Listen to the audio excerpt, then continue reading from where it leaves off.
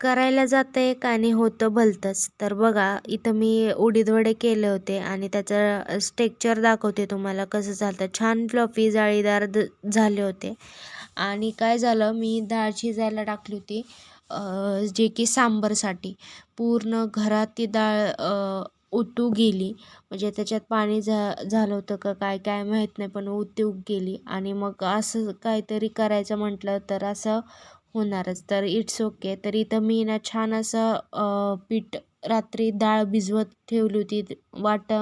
मिक्सरला वाटली आणि छान अशी बॅटर रेडी केलं. त्यात मीठ टाकायला विसरू नका, कारण मी मीठ टाकायला विसरले होते.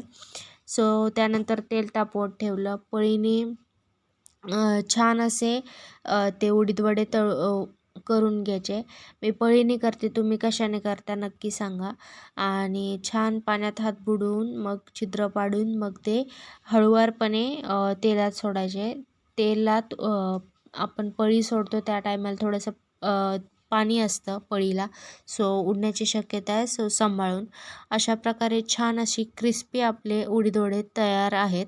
आणि आजचा दिवस तर याच्यातच गेला. त्यानंतर आम्ही तुळशीबागमध्ये सुद्धा गेलो होतो.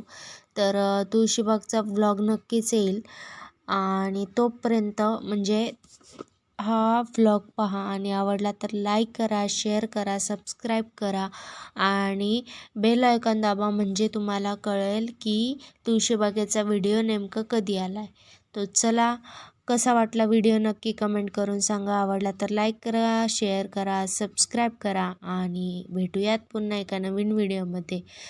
असा होता आजचा मेनू. कसा वाटला नक्की कमेंट करून सांगा. बाय.